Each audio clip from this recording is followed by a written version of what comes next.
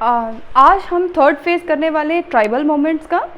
Third phase में मैं आपको साउथ इंडिया में जो भी ट्राइबल मूवमेंट्स हुई हैं उनके बारे में पढ़ाऊंगी। फर्स्ट फेज़ और सेकंड फेज़ में हम नॉर्दर्न इंडिया, ईस्टर्न इंडिया और वेस्टर्न इंडिया की जितनी ट्राइबल मूवमेंट थी उनके कॉजेज़ क्या थे और उनके इफ़ेक्ट क्या थे वो सब मैं आपको बता चुकी हूँ। आज हम स्टार्ट करेंगे साउथ इंडिया से। तो साउथ इंडिया में जो इम्पोर्टेंट मूवमेंट है उसमें से पहली जो है वो दैट वाज चनचूस रेबिलियन। चनचूस रेबिलियन 1921 टू 1922 के बीच में हुई थी और इसका जो एरिया था वो था नलामला हिल्स, आंध्र प्रदेश का, और जो ट्राइब्स थी वो थी चनचूस ट्राइब। इनके जो लीडर थे वो थे हनुमंतु, और रीज़न जो था वो ये था कि ब्रिटिशर्स जो थे उन्होंने उनके जो फॉरेस्ट कवर था उसको बहुत ज़्यादा अपना कंट्रोल वहाँ पे इंक्रीज़ कर दिया था।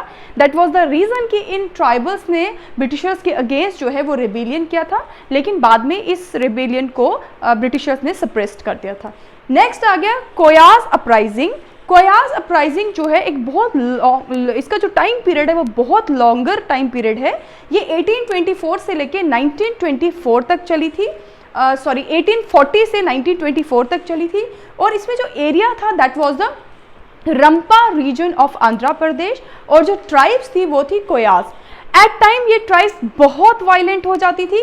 अगर हम देखें तो 1879 और 1924 में बहुत एग्रेसिव वे में इस ट्राइब ने जो है वो रेबिलियन की थी। इनके जो लीडर थे वो थे अलूरी सीतारमा राजू।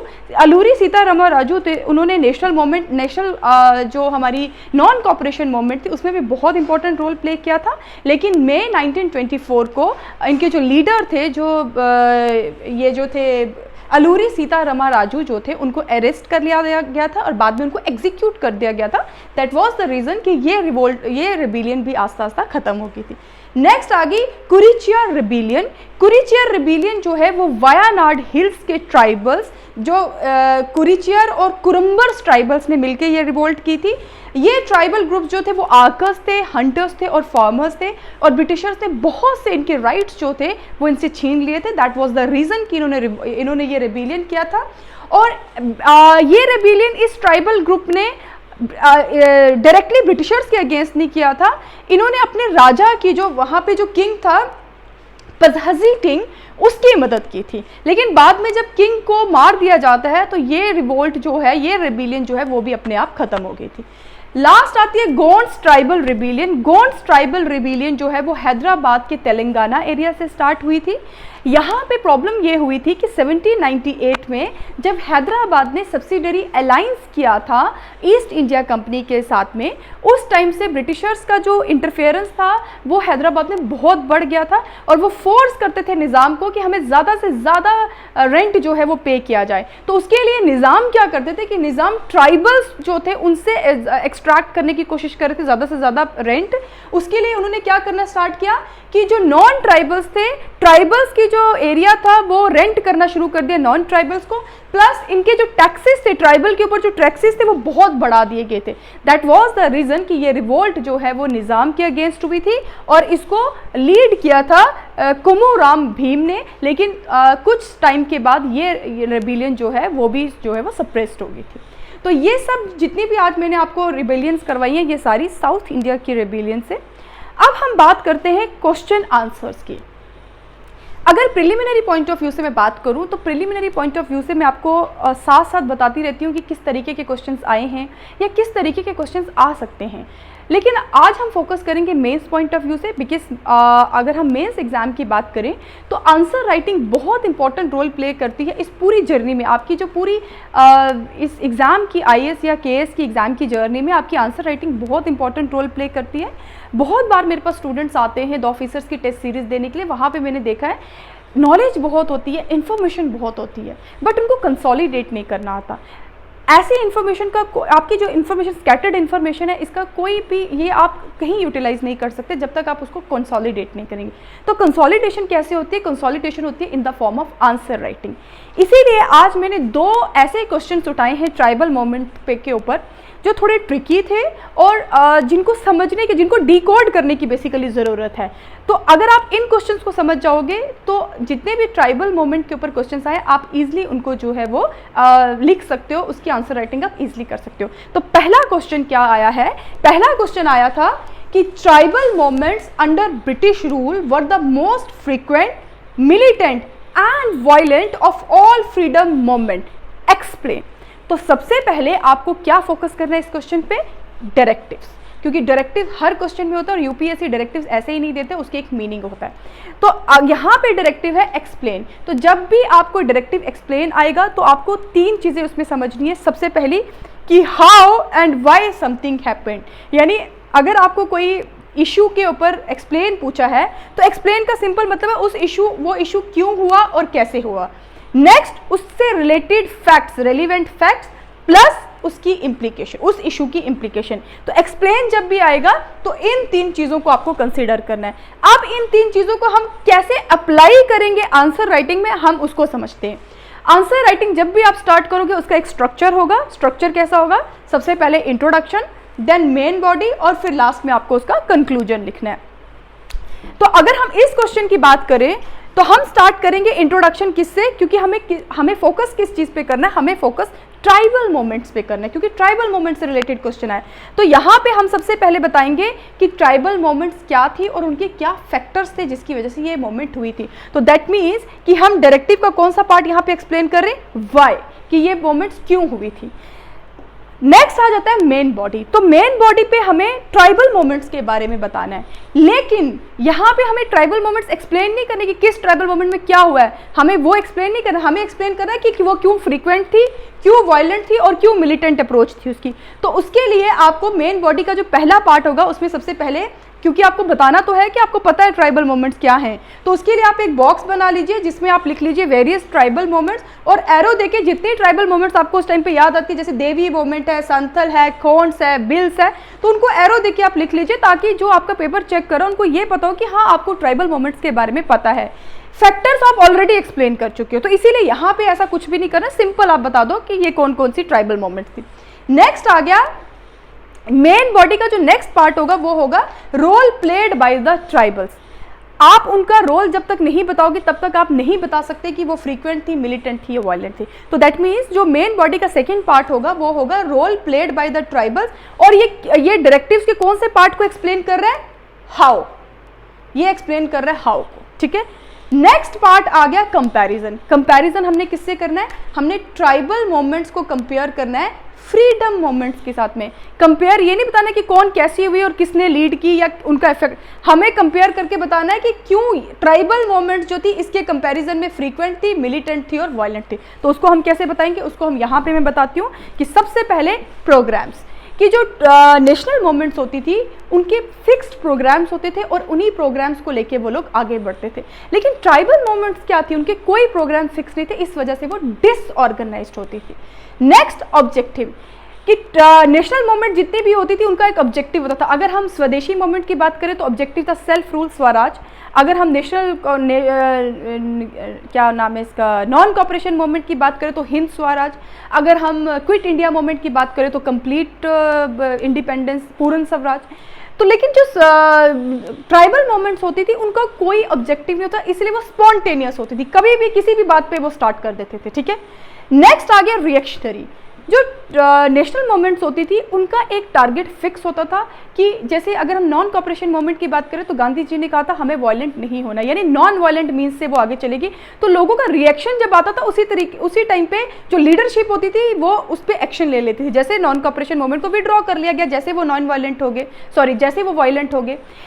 यहाँ पे लेकिन ट्राइबल मूवमेंट जो होती थी वहाँ पे ऐसा कोई ऑब्जेक्टिव सेट नहीं किए होते थे, ऐसे कोई लोगों को प्रिकॉशंस नहीं दिए जाते थे। यहाँ पे जो लीडरशिप होती थी वो हर मूवमेंट को रिलीजन के साथ में या उनको सुपरस्टिशियस बना देती थी।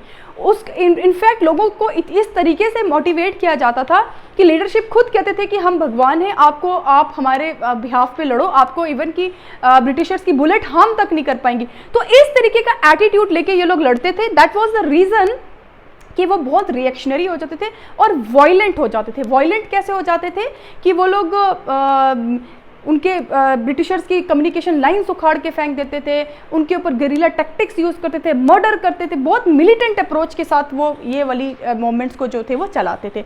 वो क्यों? क्योंकि वो रिएक्शनरी होते थे। नेक्स्ट आ गया अनएजुकेटेड। अनएजुकेटेड का मतलब ये है कि ट्राइबल्स जो थे वो ज़्यादातर पॉपुलेशन अनएजुकेटेड पॉपुलेशन थी, वो हर चीज़ जो है वो अपने लीडर्स के अकॉर्डिंग करते थे, उनको नहीं पता होता था कि इसके कॉन्सिक्वेंसेस क्या होंगे, ये हम पे कैसे इस पे हम पे कैसे इफेक्ट पड़े, उनको बस एक पता होता था कि हमें ये मोमेंट करनी है। और लास्ट आ गया एपॉलिटिकल। एपॉलिटिकल का मतलब है कि कोई पॉलिटिकल मोटिव्स नहीं होते थे, उनकी अपने वेस्टेड इंटरेस्ट होते थे, और सबसे इंपॉर्टेंट है कि कोई पॉलिटिकल पार्टी भी इनको यहाँ पे सपोर्ट नहीं करती थी, कोई पैन इंडिया पार्टी नहीं थी या कोई रीजनल पार्टीज नहीं थी जो इनको सपोर्ट करती थी। यही रीजन है कि जब इनकी लीडरशिप जो है खत्म होती थी, ये रेबिलियंस अपने आप जो होती थी वो खत्म हो जाती थी। तो ये सब रीजन थे जो ये बताते हैं, अगर हमने कंपैरिजन किया तो हमें ये पता चला कि क्यों ये फ्रीक्वेंट थी, वो मैंने आपको बता दी, क्यों ये मिलिटेंट थी और क्यों ये वायलेंट थी।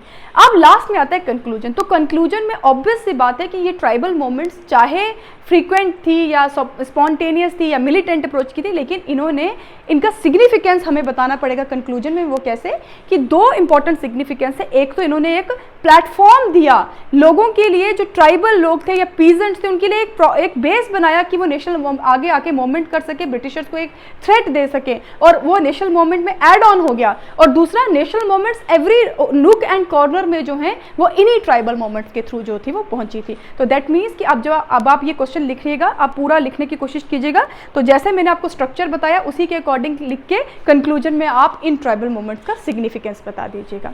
नेक्स्ट क्वेश्चन है, tribal and peasant movements and revolts were often put down in history as spontaneous movements when uneducated apolitical group of people break forth in anger and not in conscious decision maker, but Santhal of the Rajmahal Hills did not revolt on whim. Comment. सबसे पहले directive क्या है? Comment जब भी आएगा उसका मतलब होगा कि आपका ओपिनियन पूछा है, कि आप बताइए, कि आप कमेंट कीजिए कि आपको क्या लगता है, बट आपका ओपिनियन आपके ऊपर बेस नहीं है कि मुझे ऐसा लगता है, वो बेस होना चाहिए उस पर्टिकुलर टॉपिक की नॉलेज और अंडरस्टैंडिंग पे। और अगर आपको उस पर्टिकुलर टॉपिक के ऊपर अंडरस्टैंडिंग और नॉलेज है तो आपका ओपिनियन जो है वो आपका व्यू पॉइंट की फॉर्म में आएगा, और व्यू पॉइंट जो होगा वो फैक्चुअल बेस, वो फैक्ट्स पे बेस होना चाहिए, अपने आप से नहीं कि मुझे ऐसा लगता है। ठीक है, तो दैट मीन्स जब भी आपको कमेंट पूछा है तो आपका ओपिनियन किस पे बेस होना चाहिए? उस पर्टिकुलर टॉपिक की नॉलेज और अंडरस्टैंडिंग पे, उसी पे बेस करके आपको अपना व्यू पॉइंट बताना, और वो व्यू पॉइंट जो है वो फैक्ट्स पे जो है वो रिलाई होना चाहिए। अब हम आ जाते हैं क्वेश्चन पे। इसके दो पार्ट्स हैं। पहला पार्ट कहता है कि ये जो ट्राइबल मूवमेंट्स थी ये स्पॉन्टेनियस थी, अनएजुकेटेड लोग चला रहे थे, एपॉलिटिकल थी, यानी इसका फर्स्ट पार्ट मैं ऑलरेडी आपको एक्सप्लेन करती हूँ, लेकिन उसको इस फर्स्ट पार्ट को यहाँ कैसे यूज़ करना है वो मैं बताती हूँ। देखो, सबसे पहले हम स्टार्ट करेंगे, इसका ऑब्वियसली स्ट्रक्चर है, तो स्ट्रक्चर में सबसे पहली चीज़ है इंट्रोडक्शन। तो इंट्रोडक्शन में यहाँ मेन फोकस किसको किया गया है? यहाँ मेन फोकस किया गया है संथल्स को। तो हम स्टार्ट करेंगे इसकी इंट्रोडक्शन संथल अपराइजिंग से, कि संथल अपराइजिंग कहाँ हुई थी, किसने की थी, किस तरीके से हुई थी, वो आप 9 to 10 लाइन्स का आप इंट्रोडक्शन बता दीजिएगा। नेक्स्ट आ गया मेन बॉडी। मेन बॉडी में हमने संथल को किसके साथ कंपेयर करना है? ट्राइबल और पीजेंट मोमेंट से। तो उसके लिए वो बॉक्स बना दीजिएगा। आप एक एक मोमेंट आप एक्सप्लेन नहीं कर सकते क्योंकि वर्ड लिमिट होती है और टाइमिंग जो है वो इतना नहीं होता आपके पास टाइम, तो अकॉर्डिंगली आप एक बॉक्स बना दीजिएगा, एक ट्राइबल मोमेंट का और एक अगर पीजेंट मोमेंट पूछे तो एक पीजेंट मोमेंट का, और एरो देके आप बता दीजिए ये ट्राइबल मोमेंट्स हुई है और ये पीजेंट मोमेंट हुई है। सेकेंड पार्ट क्या है? सेकेंड पार्ट है कि हमें उसको डिफरेंशिएट करना है किसके साथ में? संथल। कि संथल मोमेंट जो थी वो एक परफेक्ट मोमेंट थी जिसका एक कॉन्सिक्वेंस, एक फ्रूटफुल कॉन्सिक्वेंस मिला था ट्राइबल्स को। ये बाकी जो थी वो वायलेंट थी या जो भी व्हाटएवर। अब आ जाता है डिफरेंशिएट कैसे करेंगे। तो डिफरेंशिएशन में सबसे पहले जितनी भी पीजेंट मोमेंट्स थी, जितनी भी ट्राइबल मोमेंट्स थी वो मैंने आपको बताया ऑर्गेनाइज नहीं थी, लेकिन संथल जो थी वो एक प्रॉपर ऑर्गेनाइज्ड रेबिलियन था जिसमें मोर देन 60,000 संथल्स ने पार्टिसिपेट किया था, इंक्लूडिंग विमेन। कि विमेन को क्या प्रोग्राम वहां पे फॉलो करना है वो तक लीडर्स ने इनको बताया हुआ था। ठीक है, तो सबसे पहले संथल मूवमेंट एक ऑर्गेनाइज्ड मूवमेंट थी rest of the tribal movement से। सेकेंड, ये इसमें इफेक्टिव लीडरशिप थी। इफेक्टिव लीडरशिप कैसे थी? पहले तो इसके दो लीडर्स थे, कन्नू एंड सिद्धू, मैंने वो आपको बताया है। इफेक्टिव कैसे थे कि उन्होंने इन मोमेंट्स को सुपरस्टिशियस नहीं बनाया, उन्होंने इन मोमेंट्स को रिलीजियस नहीं बनाया, उन्होंने एक पर्टिकुलर ऑब्जेक्टिव सेट किया कि हमें अपने राइट्स वापस लेने हैं, अपने लैंड राइट्स वापस लेने, उन्हीं ऑब्जेक्टिव के थ्रू ये पूरी मूवमेंट आगे चली। तो दैट वाज द रीजन कि ये इफेक्टिव थी, लीडरशिप बहुत इफेक्टिव थी। नेक्स्ट आ गया टैक्टिक्स।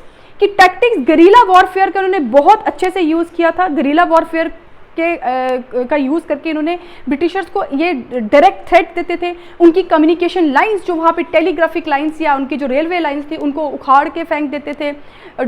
उसके बाद अपने जो है ब्रिटिशर्स के अगेंस्ट किलिंग करते थे, मर्डर करते थे। और यही रीज़न था कि बहुत बार ब्रिटिश अथॉरिटीज़ को ये अपने संथल एरिया से इन्होंने बाहर भी निकाल दिया था।